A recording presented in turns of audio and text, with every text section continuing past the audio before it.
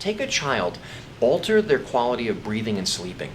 And the real big issue now is how will they be during the day? So now you take a child who's 5, 6, 7, 8, it doesn't matter.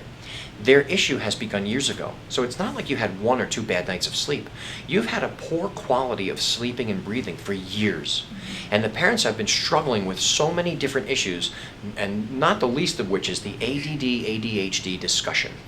Because the child who doesn't get a proper night's sleep with a good quality of breathing throughout the entire night is going to wake up and be unrested.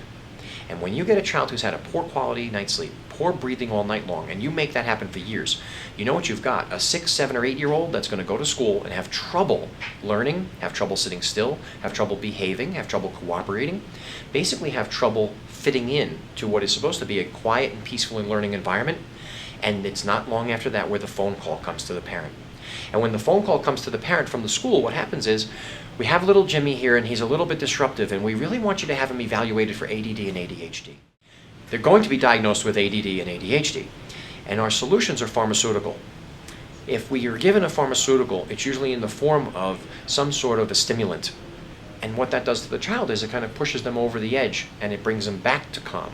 So you basically take an excited or hyperactive child, you stimulate them more, and you bring them back to so-called calm. But it doesn't make a better learning child. You're not going to have a child who's able to learn as well. So now you might have the child sitting still in class because they might be a little more numb or relaxed or calm, but it doesn't necessarily make them a better learner. If we have the so-called ADD, ADHD diagnosis, we're talking about hyperactivity. We're talking about all of the things about behavior and development that land in this category. And the interesting thing about research is, and there is current, ongoing, and past research that shows, children who are sleep deprived produce the same exact symptoms as kids who are diagnosed with ADD and ADHD. In fact, there's a nice study that showed children who were diagnosed with ADD and ADHD were mixed with children who were sleep deprived. And in that group of kids, when they tried to analyze them and look at their symptoms and diagnose them, they couldn't tell them apart.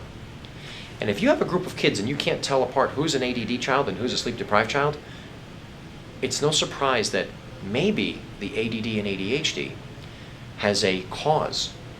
And maybe that cause has to do with the quality of the breathing and the sleeping overnight.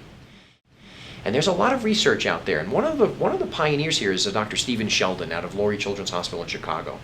And he does a wonderful job of researching, and over the decades, he's come to a conclusion, and I've seen him speak, and it's not soon after he jumps on stage and he makes a statement that ADHD and ADD do not exist. They are an outcome of a sleep disorder breathing. They're an outcome of a poor quality of sleep. It's all about the quality of sleep. Another researcher who's produced beautiful research on the same topic is Dr. Karen Bonnick out of Einstein at Yeshiva University. Dr. Karen Bonnick has the largest study to date. 11,000 children were watched over 7 years. And they were divided into 2 groups, sleep disorder breathing children and children who do not have sleep disorder breathing issues. The children in the sleep disorder breathing group, over their 7 years, her study showed that they were 50% more likely to be diagnosed with an ADD or ADHD diagnosis and treated with medication.